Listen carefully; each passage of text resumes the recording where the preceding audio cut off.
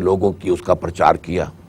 اور بدقسمتی سے اس میں مسلمانوں میں سے بھی ایک نابغہ شخصیت جو ہے مولانا ابوالکلام آزاد، وہ ان کی ہتھے چڑھ گئی، چنانچہ انہوں نے بھی اس کو سپورٹ کیا۔ اگرچہ وہ ایک کوشش تھی کہ انگریز کی غلامی سے نجات پانے کے لیے یہ ضروری ہے، لیکن اس کے لیے پھر متحدہ قومیت کا جس طرح کا ڈھول پیٹا گیا، اس میں پھر نفی ہو رہی تھی اسلام کی جداگانہ تشخص کی، وہ تشخص جو ختم ہو رہا تھا اکبر کے زمانے میں، تو اللہ نے بروقت کیا جس کو خبردار وہ احمد سرہندی تھے، لیکن اب اس موقع پر اللہ نے جس کو خبردار کیا وہ علامہ اقبال تھے۔ وہ کھڑے ہوئے ہیں، انہوں نے مسلم نیشن ہوڈ، سیپریٹ مسلم نیشن ہوڈ کا تصور بڑے دلائل کے ساتھ پیش کیا 1930 کے اپنے خطبہ الہ آباد میں، اور اس کے حوالے سے انہوں نے وطنی قومیت کی وہ نفی کی ہے کہ اس دور میں میں اور ہے جام اور ہے جم اور، ساقی نے بنا کی روش لطف و ستم اور، تہذیب کے آزر نے ترشوائے صنم اور مسلم نے بھی تعمیر کیا اپنا حرم اور، ان تازہ خداؤں میں بڑا سب سے وطن ہے، جو پیرہن اس کا ہے وہ مذہب کا کفن ہے۔ تو یہ جو فتنہ ہے یہ بھی اس وقت جو ہے پھر دبا ہے اللہ کے فضل سے۔ اب اس سے آگے آئیے، اسی فتنے نے پھر ظہور کیا ہمارے اس پچھلے دور میں کہ ایک انکار حدیث کا استخفاف حدیث کا فتنہ کھڑا ہو گیا۔ قرآن مانو، قرآن ہی اصل شے ہے، اور یہ کہ سنت اور حدیث تو ہے بھی بڑی ضعیف شے، اتنے عرصے بعد تو جمع کی گئی تھی، اس میں لاکھوں میں سے چند ہزار جو ہیں امام بخاری نے سلیکٹ کی تھی، یہ ہے وہ ہے، کوئی یقینی بات نہیں ہے، اسی سے اختلافات ہوتے ہیں، لہذا اس کو ایک طرف رکھ دو۔ اور یہ ہے کہ قرآن، یہ فرقہ جو پیدا ہوا ہے، اس کو اپنے آپ کو وہ اہل قرآن کہتے تھے، لیکن ان کے لیے صحیح نام جو ہے وہ منکرین حدیث کا ہے یا منکرین سنت کا ہے۔ اس میں بڑی بڑی شخصیتیں ابھری ہیں، ان میں سے مولانا اسلم جیراج پوری ایک ہوتے تھے، نیاز فتح پوری ایک ہوتے تھے، بہت بڑے ادیب ہوتے تھے، مولانا عبداللہ چکڑالوی ہوتے تھے، چکڑالہ یہ جو ہے کوہستان نمک میں ایک پرانا قصبہ ہے۔ یہ بڑی بڑی شخصیتیں جو ہے اس کے اندر آئی ہیں، جو بڑے، اور پھر اس کا اندر سب سے بڑی شخصیت جو آئی ہے وہ غلام احمد پرویز کی ہے۔ اس فتنے کا مقابلہ جو ہے کیا گیا ہے، اس میں مولانا سید ابوالعلا مودودی کا بڑا نمایاں رول رہا، اور انہوں نے جو ہے جو سنت کی آئینی حیثیت کو جس طریقے سے بیان کیا، واقعہ یہ ہے کہ اللہ تعالیٰ انہیں اس کا اجر و ثواب عطا فرمائے۔ باقی اور علماء نے بھی، مولانا ادریس کاندھلوی صاحب کی حجیت حدیث پر ایک کتاب بہت عمدہ تھی، تو اس میں باقی تو سب دب گئے، نہ جیراج پوری کا نام رہا، نہ فتح پوری کا نام رہا، نہ چکڑالوی کا، لیکن یہ کہ پرویز کا جو ہے وہ جادو، چونکہ وہ اچھا مضمون نگار تھا، اچھا جو ہے وہ ادیب تھا، اور مقرر بھی اچھا تھا، وہ زیادہ بڑھا اور اب تک چل رہا ہے۔ اور دوسرے یہ کہ وہ چونکہ سرکاری عہدیدار تھا، وہ سینٹرل انڈیا میں پری پارٹیشن جو ہے وہ جو اصل وہاں کا تھا سیکریٹریٹ، اس میں ایک اہم عہدے پر تھا، پھر پاکستان بننے کے بعد وہ ڈپٹی سیکریٹری ہوا مرکز میں، ایوب خان کا بہت قرب اسے حاصل ہوا، اور ایوب خان کو سے اسی نے آئلی قوانین جو ہے ان کا آرڈیننس نافذ کروایا تھا۔ اس شخص نے ایک عجیب فلسفہ گھڑا، اور وہ یہ کہ اصل شے جو مستقل ہے اور ہمیشہ کے، وہ صرف قرآن ہے۔ حدیث اور سنت جو قرآن میں آتا، اطیعوا اللہ و اطیعوا الرسول، اطیعوا اللہ کا قائم مقام تو ہو گیا قرآن، اور اطیعوا الرسول صرف حضور کے زمانے میں ان کی بحیثیت امیر جماعت یا بحیثیت سربراہ سلطنت یا بحیثیت مرکز ملت ان کی اطاعت لازم تھی، ان کے بعد ان کی اطاعت لازم نہیں ہے۔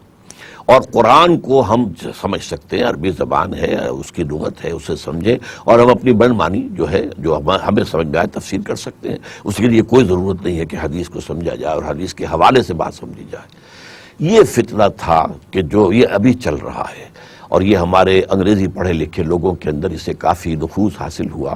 اس لیے کہ اس نے بھی مغربی تہذیب کی جن چیزوں کو ہمارے ہاں پڑھے لکھے طبقے نے، اپر ایلیٹ نے اختیار کر لیا تھا، اسے سند مل رہی تھی، اور دین کی جکڑ بندیوں سے آزادی ملتی تھی اس حوالے سے۔ لیکن پھر جو وہ قرآن کی تفسیر جس طریقے سے کرتا تھا شخص، اس کی ایک مثال ہے بڑی مزہ کا خیز، کہ یہ جو قرآن میں کہا گیا ہے کہ چور کے ہاتھ کاٹ دو، چور مرد ہو یا عورت ہو ہاتھ کاٹ دو، کہ ہاتھ کاٹ دو کا مطلب ہاتھ کاٹنا نہیں ہے، تو مولویوں نے غلط بات سمجھی ہے۔ یہ تو اصل میں یہ تھا جیسے کہ محاورے میں کہتے ہیں والدین اپنے بیٹے سے، بیٹے تم نے تو ہمارے ہاتھ کاٹ دیے، مطلب یہ کہ اب ہم کچھ کر نہیں سکتے، تم نے جو بھی قدم اٹھایا ہے اس کے بعد اب ہمارے پاس کرنے کے لیے کوئی آپشن ہے ہی نہیں، تم نے ہمارے ہاتھ کاٹ دی۔ بس اس معنی میں کہا گیا کہ چور کے ہاتھ کاٹ دو، یعنی ایسا معاشرہ برپا کر دو کہ اس میں چوری کی ضرورت ہی نہ رہے۔ سب کی کفالت کا انتظام ہو جائے تو چوری کاہے کو ہوگی پھر؟ اب حالانکہ اگر ذرا سا بھی میں دیانتداری ہو انسان میں تو وہ دیکھے کہ جہاں قطع ید کی آیت آئی ہے وہاں الفاظ کیا ہیں؟ جزام بما کسبا نکالم من اللہ، یہ ہاتھ کاٹنا جو ہے بدلہ ہے ان کے کرتوت کا اور عبرت ہے اللہ کی طرف سے۔ تو کیا ایک اچھا معاشرہ قائم کرنا جس میں کہ سب کے لیے جو ہے ضروریات زندگی فراہم ہو جائیں، یہ کوئی عبرت ہے یا یہ کوئی کرتوتوں کی کوئی سزا ہے؟ لیکن وہاں تو ہے۔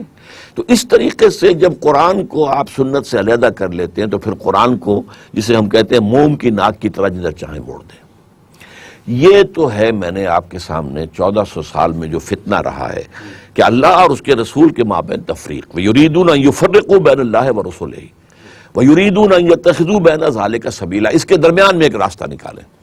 تو اولئک هم الکافرون حقا، یہ کٹر کافر ہے، یہ قرآن کا فتویٰ ہے۔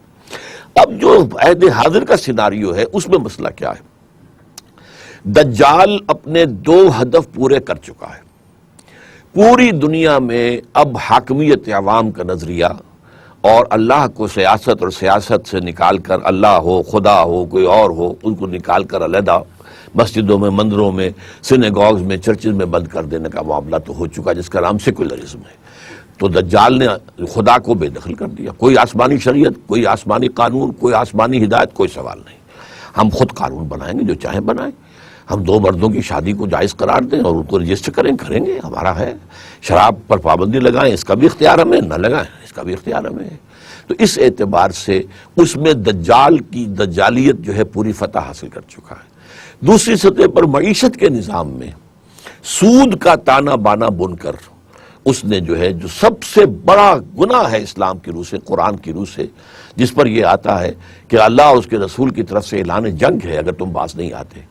اب اس کو پیوٹ بنایا ہوا ہے، محور ہے جس کے گرد کے پورا معاشی نظام دنیا کا اس وقت گھوم رہا ہے، اینڈ اٹ از گلوبل، پوری دنیا میں۔ تیسرا مرحلہ ہے اصل میں جو دجالیت کو اب درپیش ہے کہ جو نیچے تہذیب ہے اس تہذیب کو بھی پوری دنیا میں اسی رنگ میں رنگ دیا جائے جس میں کہ مغرب رنگا جا چکا ہے۔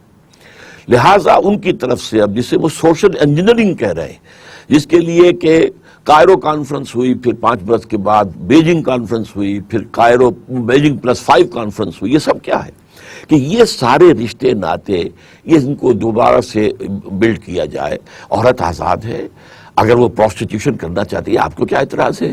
کوئی مرد جو ہے اپنی مسکولر اسٹرینگتھ استعمال کرتا ہے، کسی چلا رہا ہے، پیسے لیتا ہے، وہ بھی اپنے جسم کا ایک عضو جو ہے استعمال کرتی ہے، پیسے لیتی ہے، تو who are you to object؟ اسے برا کیوں کہتے ہیں؟ اس کو آپ پروسٹیٹیوٹ کہیں ہی نہ۔ یہ ہوا ہے یونائٹڈ نیشنز کی جنرل اسمبلی میں، اسے کہا سیکس ورکر، وہ سیکس ورکر ہے۔ تو اسی طرح ملٹری وہ جو ہوتے ہیں، مل ورکر ہوتے ہیں، اور ورکر ہوتے ہیں، فارم ورکرز ہوتے ہیں، سیکس ورکر ہیں۔ اسی طریقے سے جو ہے انہوں نے پورا تانا بانا جو ہے جو سوسائٹی کا شرم، حیا، عفت، عصمت کے سارے تصورات کو جیسے کہ ان کے ہاں ختم ہو چکے ہیں، اب وہ خاص طور پر وہ عالم اسلام میں بڑی تیزی کے ساتھ پھیلانا چاہتے ہیں۔ اب اس کے لیے انہیں چاہیے اعلی کار۔ اعلی کار ان کے جو بھی مسلمان حکومتوں کے سربراہ ہیں وہ تو اعلی کار ہیں ہی ہیں۔ اب انہیں چاہیے، مسلمان حکمرانوں کے خلاف تو انہیں معلوم ہے کہ مسلمان عام عوام کے اندر وہ کوئی محبوب شخصیتیں نہیں ہیں، نہ ان کی کوئی تقلید کرنے والا ہے۔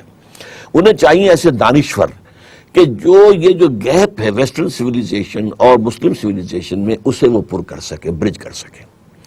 چنانچہ رینڈ کارپوریشن کی جو 6-7 مہینے پہلے رپورٹ آئی ہے، انہوں نے 4 مسلمان کیٹیگریز جو ہیں وہ بیان کی۔